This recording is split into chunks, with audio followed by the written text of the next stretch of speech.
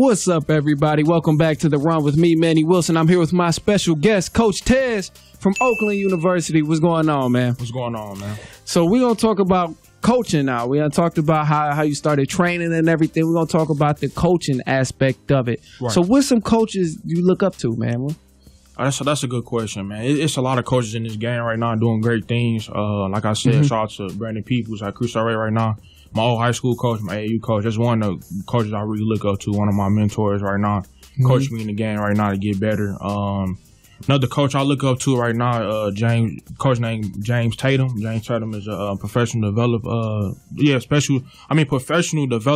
skills trainer. Right now he works with Really Conley Stein, you know what I'm saying? Oh, that's what's up. Anthony Davis, John Colin Perry. So, we sit down, have lunch and everything. We talk about, how can I get better in the game. Hey, that's a good mentor right there. That's good stuff, man. He tight, man. He tight. Right now he assistant coach for Wayne County right now, Wayne County Community, women's team. They've been in the game for a while. Then another coach I look up to, two more coaches, Rob Murphy down at Eastern Michigan University, head coach.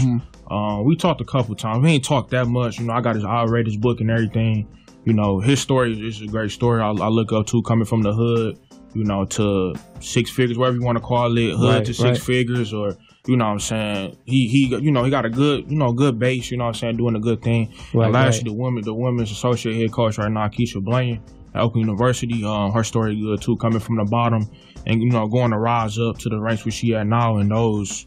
And I love every coach I name, every story, because it's significant, Yeah, hey man, I give kudos to good coaches because it's tough to be a coach in today's world when social media has so much say. Because a lot of people who don't even really know about basketball can give an input on somebody who's so-called like a basketball expert or somebody who's coaching basketball. So it's difficult to find that balance as a coach, and even somebody who's above the coach, like an athletic director or something.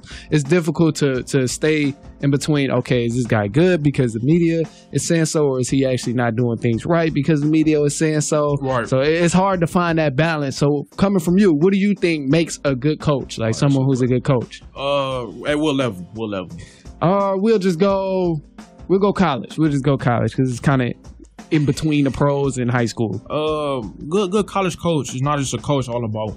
Well, college is more of a business. It's all about the wins. If you're not winning, you out of here.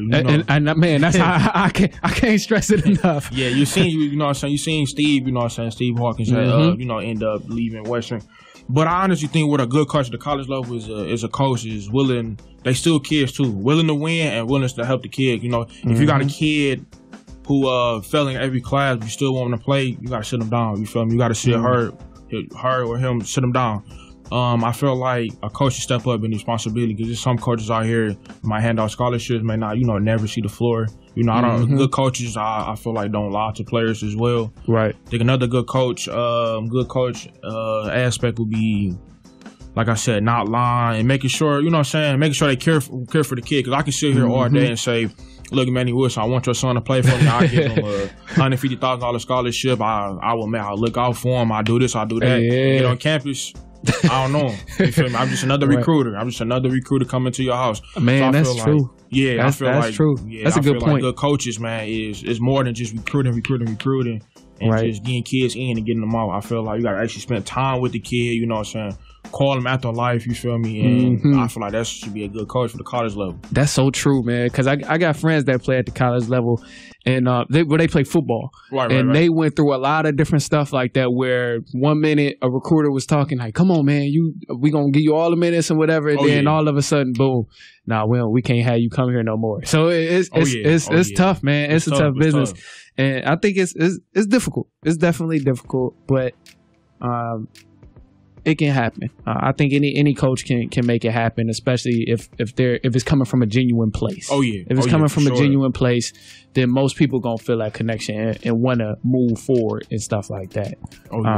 But as far as then, what's most important for a player to have? Like if you're a coach and you're recruiting, what kind of player would you look for your team? Honestly, if I ever get to the college level, like I always say I would look for an underdog because I know how I feel to be an underdog. I know how some of my players I train now, like I got a good guard I'm training right now, underdog, unsigned. He actually leaving Oakland, tried out for Oakland twice. and made the last round, and the coach would come on and say, "We not, looking for this position and everything." But like underdogs, I feel like underdogs they may be underdogs, but they tough inside because they got a chip on their shoulder. You feel me? So I would love underdogs. Little guards, underdogs, and people who not just in on the court all the time. Guys who in the classroom, making sure very straight and want a life after basketball. Because once the ball stop bouncing, I don't know what to tell you. It's nothing to do. So once the window closed for boys, either coaching, going to your life, or I don't know. What else you want to do? But guys are looking for something bigger than basketball. And that kind of goes back to what you were saying too, finding somebody that actually care about you and actually want you to do good just in life and not just within basketball. Right. So that plays a huge part in that too. And I think also the underdog guys come with that grit. Oh, yeah. And that's one thing I really admire about certain teams, like certain teams in the NBA, like the Clippers and stuff. I like the Clippers more than the Lakers just because the Clippers players got more grit with them. Yeah, true. So that's why I'm like, the Clippers, let's do it. I'm not a fan or nothing, but if they play in the Lakers, I'm gonna most likely go for the Clippers because of that reason. And I like that grit. And as a coach, and that also comes too because everything starts at the top with the coach.